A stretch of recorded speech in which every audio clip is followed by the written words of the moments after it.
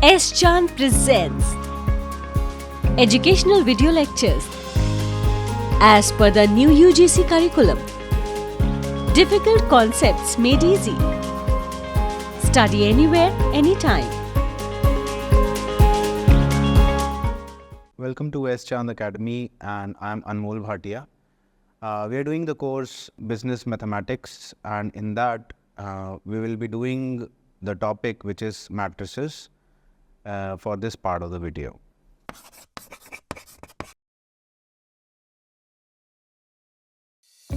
If you want to study this topic in detail, refer to these books from S. Chan Publishing and Gauss Publishing House. Link is provided in the description box.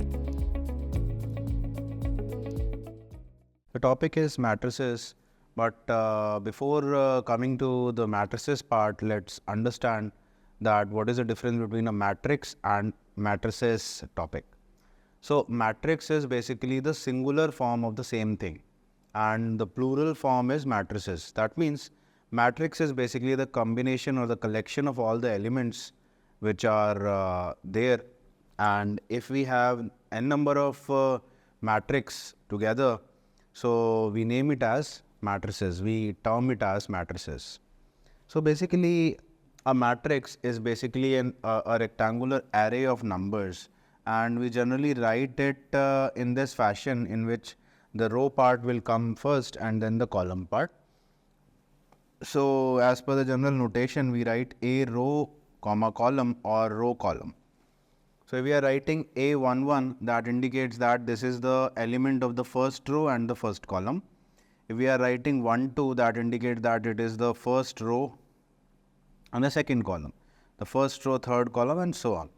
So each entry is an element. So we name this entry as an element, we name this entry as an element, this entry as an element. So the question is, when we have linear equations, so what is the use of this matrices?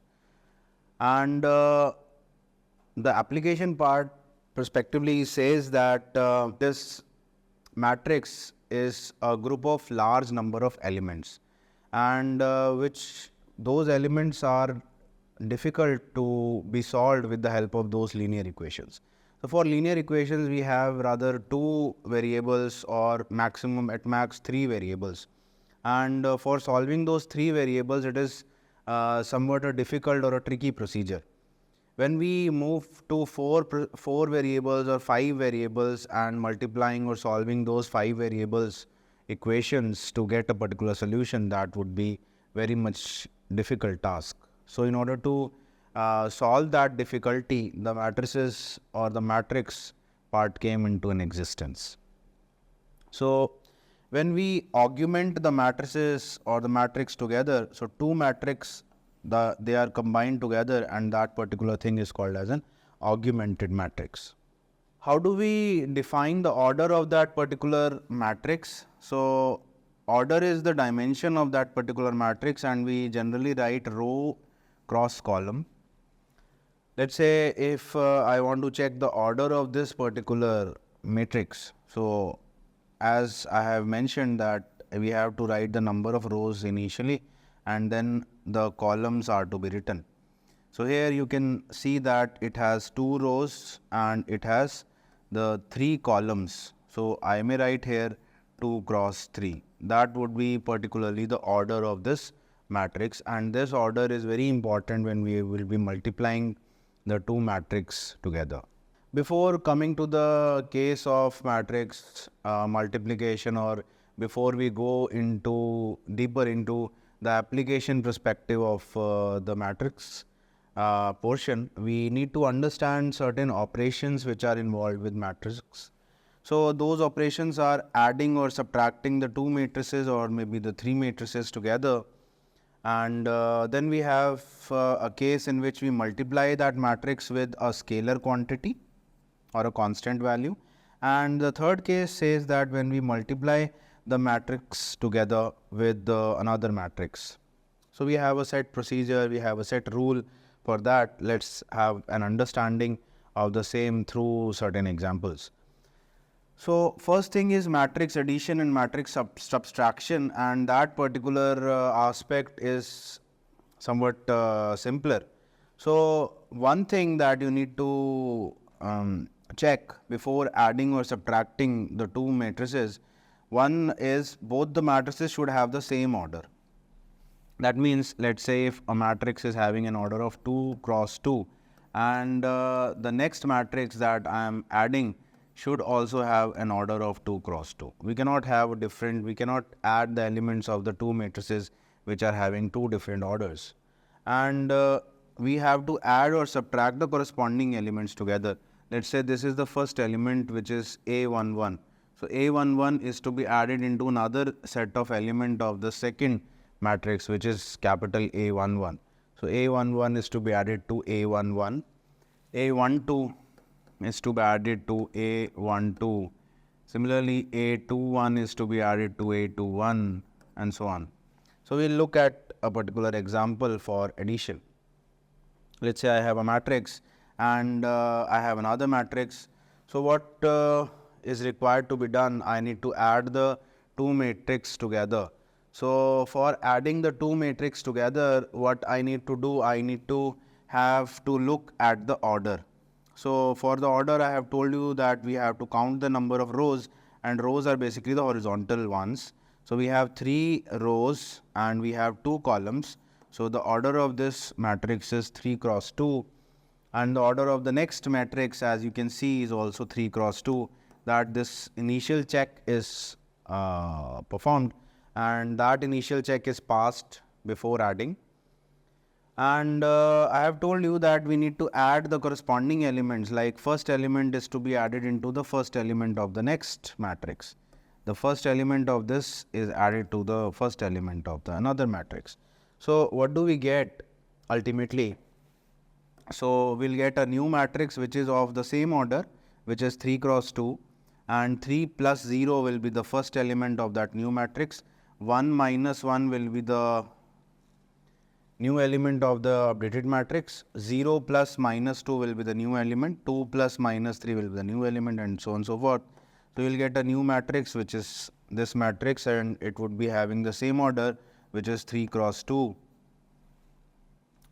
Similar is the case of subtraction also, when you have to subtract the elements. So 3 minus 0, 1 minus or minus 1. So subtraction is having the same procedure, but before subtracting or adding, you need to look at the particular case in which the order of the two matrix should be same. Then there is a situation in which you have to multiply it with the scalar. There are certain cases in which you want to multiply that particular matrix with a scalar quantity. The scalar is any constant quantity that is to be multiplied by a matrix. Let's say I am having this matrix as A, and I want to find out what is 3A. Now what is 4A? So for that, I need to multiply this 3 with all the elements together. So 3 into 1, 3 into 2, 3 into 3. So I'll multiply all the elements with this scalar, so that I'll get a new matrix which is 3A. So for that, this is the solution. 3 multiplied by 1, this is the first element. 3 multiplied by 2, second element. 3 into 3, the third element. 3 into 0, 3 into minus 1, 3 into minus 2, and so on. When you multiply them and solve, you will get an updated matrix, which is 3A matrix. Now comes the important operation, which is the matrix multiplication. So for matrix multiplication, you have a set procedure and a set rule.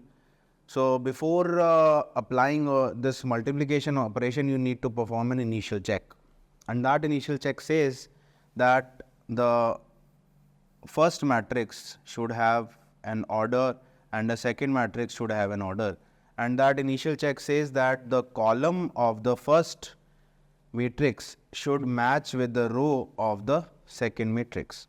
That means, for an example, I have a matrix A that is having an order 2 cross 2, and I want to multiply it with a matrix B that is having an order of, let's say, 2 cross 3. So the initial check says that the column of the first matrix, which is having a number 2, should match with the row of the first element, which is having the number 2. That means if these two are matching, the condition is fulfilled. That means we can multiply the two matrices together and the order of the new matrix would be M cross P. So M cross P would be the order. And this order is very important. And one thing is to be remembered here, that these matrices are not commutative. So no commutative property is to be followed here. That means A multiplied by B is not equal to B multiplied by A. So when you change the order or you follow a commutative property, you cannot do that in case of the matrices. Let's look at an example. Let's say I have a matrix like this and I have another matrix like this and I need to multiply both the matrices together. So first initial check that we would be doing is finding out the order. So the order of this matrix is 2 rows and 3 columns. So I have 2 cross 3, which is the order of the first matrix, and for the second case, which is another matrix, I need to have the order again. So the order is 3 rows and 1 column. So 3 cross 1 will be the order of the next matrix. So what is that initial check? The column of this first matrix should match with the row of the second matrix. So that is fulfilled. So then we can multiply both the matrices and we'll get an order, and that order would be 2 cross 1. So what happens when I multiply or when I try to multiply them, I'll have 2 rows here and 1 column, right? So what do I'll get? I'll get 2 rows and I'll get 1 column. And what I need to do, I need to write an element here and I need to write an element here. So the procedure that would be followed is row into column. So I'll have this row and I'll have this column. So what I'll do, I'll multiply this 2 with this 0. So 2 multiplied by 0, I will write it here. I'll use a plus sign, -1 into -2, -1 into -2. Then I'll use again a plus sign, 7 into 3, 7 into 3. And I multiply, or when I total them up, I'll get a value 23. That is the first element which is there. And then for the second element, I'll use the second row and I multiply it with the first column. So 0 into 0, I need to write it like this, plus 6 into -2 is the second part, plus -3 into 3 is the third part. So when I total it up, I'll get -21. So this is my matrix that would be produced after multiplication of the two different matrices. Another example, just for the sake of more clarification, I have this matrix and I have another matrix and I need to multiply both the matrices together. So what is the initial check that I'll be performing? I need to look at the order of this matrix. So order of this matrix is 2 cross 2 and the order of the second matrix is what? You have 2 rows and you have 3 columns. So you have 2 cross 3. So the initial check says that the number of columns is equal to the number of row. So that is fulfilled and the new matrix would have this order, which is 2 cross 3. So what we will do, we'll make another matrix which is like this, and we will have a space for 2 rows and we'll have a space for 3 columns. So you can see that it has 3 columns and it has 2 rows. So what is to be done? The element that is required to be entered here should be like first row should be multiplied by the first column. So 2 into -1 plus 0 into -2. This would be the first element that is to be written over this space. And for the next part, this first row is to be multiplied by the second column. So 2 into 0 plus 0 into 1 is like this. And for the third, first row into third column, this is first row into third column. Then for the next row, which is the final matrix, that would be first second row multiplied by the first column. I need to write it here.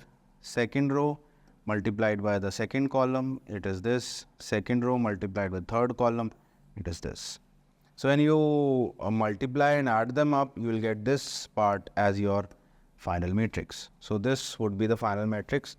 That means this element would be A11, this would be A12, and this would be A13. This would be 21, A22, and this would be A23. So this indicates the multiplication procedure. 1, 1 indicates first row and first column.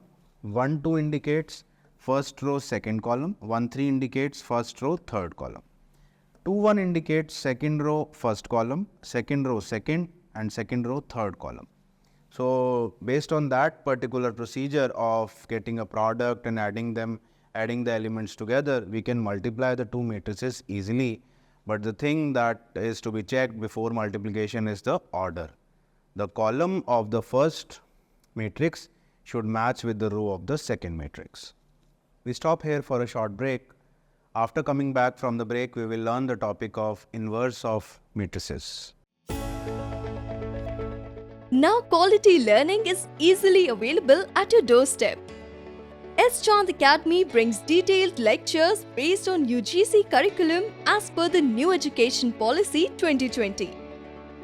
So do not forget to subscribe to the S. Chand Academy and access the wide world of knowledge conveniently sitting within the comfort of your home. Stay connected and keep watching S. Chand Academy. Happy learning!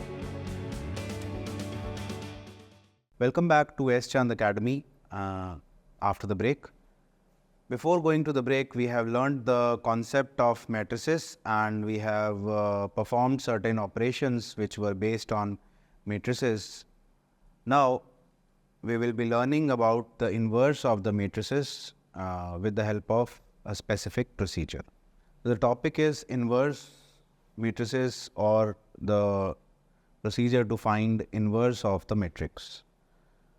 So, before coming to the topic, let us first have a clarity on what does this I matrix indicate. So, I matrix is basically a kind of identity matrix, and that identity matrix is denoted by these elements which are 1, 0 and 0, 1. If it is of the order 2 cross 2, but if it is of the order 3 cross 3, then I have to write all the elements like this, which is 1, 0, 0, 0, 1, 0 and 0, 0, 1. That means diagonally I have 1 and all the other elements are treated as 0. But if it is having an order of 4 cross 4, then again you will have 4 rows and you will have 4 columns and you have to write all the elements diagonally as 1 and other elements are to be treated as 0. Now, what is the use of that I in the inverse matrices? So, we have a case in which when we multiply this identity matrix with any matrix, I'll get a value of the same matrix. Let's say if I want to multiply a number 8 with 1, what do I get? I'll get the value of 8. In the similar grounds, 1 and this identity matrix are same. So, when I have a matrix which is A matrix and when we multiply that A matrix with identity, we'll get that A part only. There is another formula and that formula is A multiplied by A inverse, that is identity matrix. So, you have to remember this formula that when you multiply the inverse matrix with the original matrix, you will get an identity always. And A and A inverse must be a square matrix, then only you will get this identity matrix part. So, I want to find out the inverse of this matrix and let's say we have an example of 2 cross 2 situation. Order is 2 by 2. So, inverse of this matrix is to be treated as, or it is having a formula which is adjoint A over mod A or determinant of A. So, we need to find out the determinant of this matrix. So, for finding out a determinant of this matrix, we need to write it like this within 2 lines. So, this particular thing is called as determinant, and determinant is if it is of 2 by 2 type. So, we need to multiply these two, which is AD, and we use a minus, we'll have this BC part. So this indicates mod A. I can substitute this mod A here. And when I want to find out this adjoint A part, so adjoint A indicates the elements which are C11, C12, C21 and C22, where this C indicates the cofactors. I generally write C11 and then C12, but here it is a transpose of the matrix that we have. So for adjoint, this is the particular step that is to be written. And for C11, what it indicates? C11 basically indicates the cofactors, and we need to calculate different cofactors for different numbers. Like if I want to find out what is C11, so for that I need to remove the first row and the first column. I'll get this D. So C11 would be D. And if I want to find out what is C12, that would be the case in which I need to remove the first row and the second column. So first row and the second column is to be removed. So I'll get the value of C. Then if I want to find out what is the value of C21, that would indicate that I need to remove the second row and the first column. So I need to remove the second row and the first column. I'll get this B. And then if I want C22, so for that I need to remove the second row and the second column. Second row and the second column is to be removed. I'll get a value which is A. Now, apart from finding out these numbers, we need to certain specific cases. We have to multiply it with a number, and that number is minus 1 raised to the power the sum of these two. Minus 1 raised to the power 2. That indicates that it is having a positive value. If it is C12, that means minus 1 raised to the power the sum of these two numbers. So minus 1 raised to the power 3. That means it is having a negative number. Here also minus 1 raised to the power 3 is a negative number. Minus 1 raised to the power 4 is a positive number. So that ultimately means that C11 is having a value which is, I'm writing the elements in place of all these numbers. So C11 is having a value which is D, C12 is having a value minus C, C21 is having a value minus B, and C22 is having a value of A. So as I have told you that for finding out A inverse, we have adjoint A over mod A. So for adjoint A, we have this particular matrix. So I can write this matrix. And for mod A, I had the value AD minus BC. So I can substitute this AD minus BC value here. So I will get this A inverse part.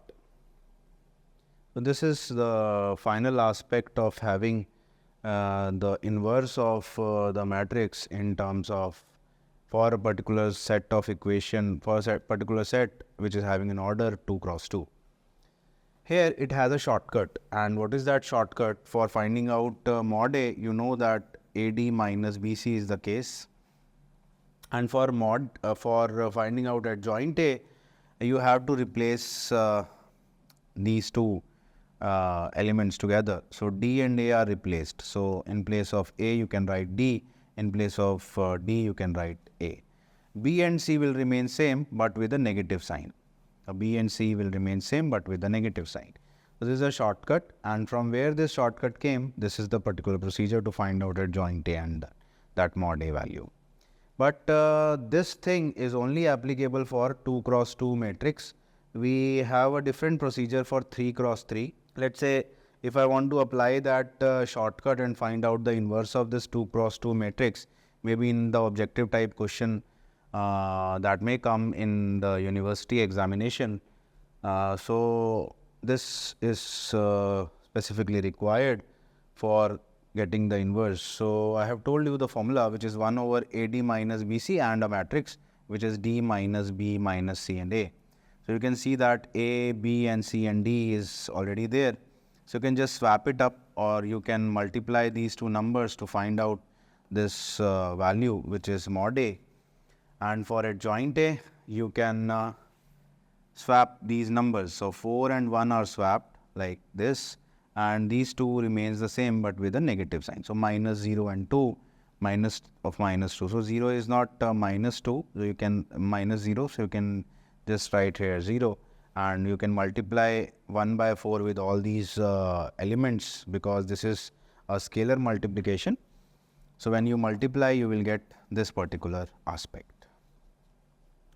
You can also perform a 3 by 3 matrix inverse with the help of this method, which is A inverse, having the case of adjoint A over mod A. But we have another method to find out the inverse of the inverse of matrix, which is having the name, which is Gauss Jordon elimination method. And Gauss Jordon elimination method says that we need to convert that matrix A into an identity matrix and augment that particular A matrix with an identity matrix. So when we apply row operations to convert this A matrix into an identity matrix, after augmenting or after applying the row operations, this I automatically becomes A inverse. So let's see this method with the help of an example. Let's say we want to find out the inverse of this matrix, and you know that this matrix is a 3 by 3 ordered matrix. And what I need to do, I need to augment this matrix initially with an identity matrix. So this A matrix is to be augmented with an identity matrix. And my aim is to make this A matrix into I matrix, and this automatically will become A inverse. So how can I do this with the help of row operations? We will just have a look. So you can see that I got 1, 2, 3, 0, minus 1, minus 2, minus 3, 4 and minus 1. Here you can apply a row operation, which is this row operation. R3 changes to R3 plus 3R1. So R3 is this row, and when you add them with plus 3R1, so you will get a 0 here. Why am I doing it? Because I don't want 0 here, because the identity matrix is 1, 0, 0, 0, 1, 0 and 0, 0, 1. So I want to remove this minus 3 and get 0 in this place. So when we apply this row operation, the entire matrix changes, and when this row operation is applied on this part, this automatically is applied on the other part also.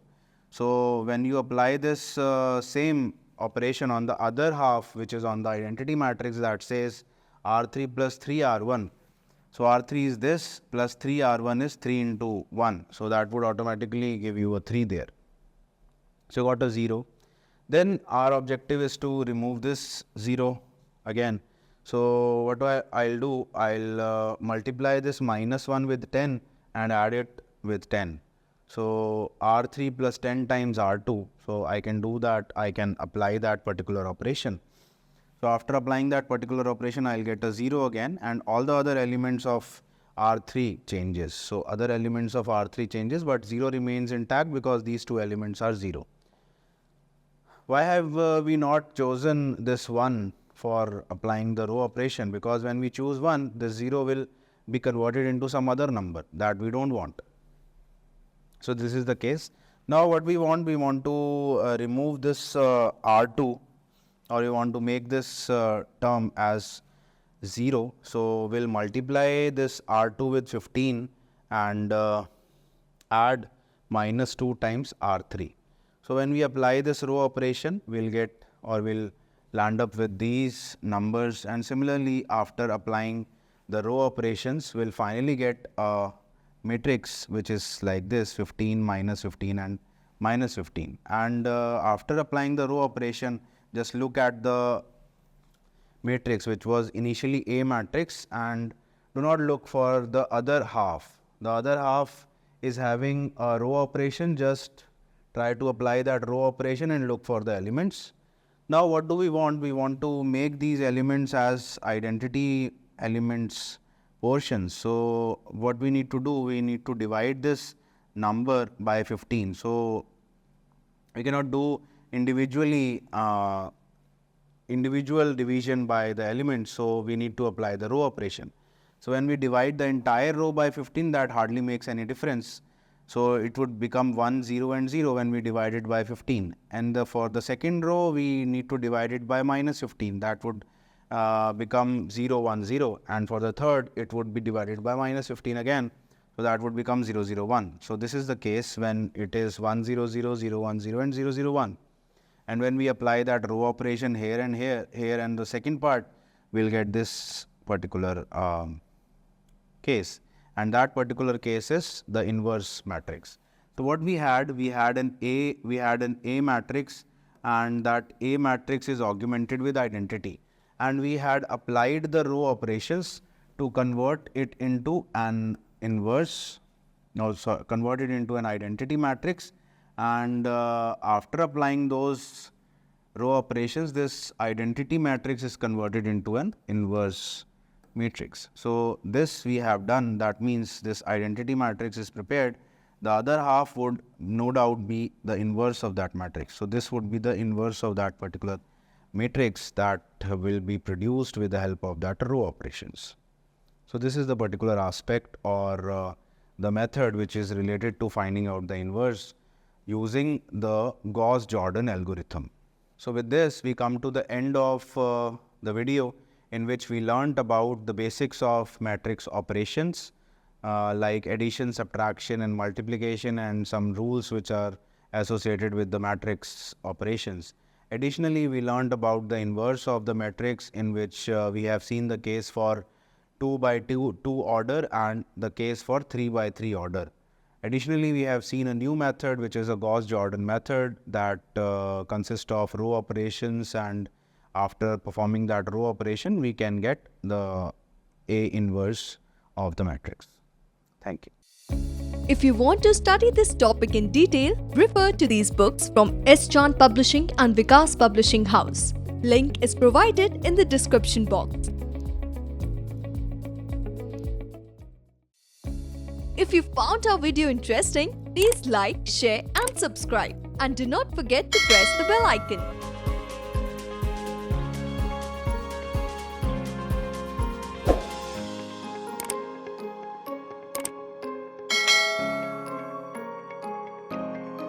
All rights reserved. This video has been prepared for educational purposes only. No part of it may be reproduced or copied without the permission of the copyright holder.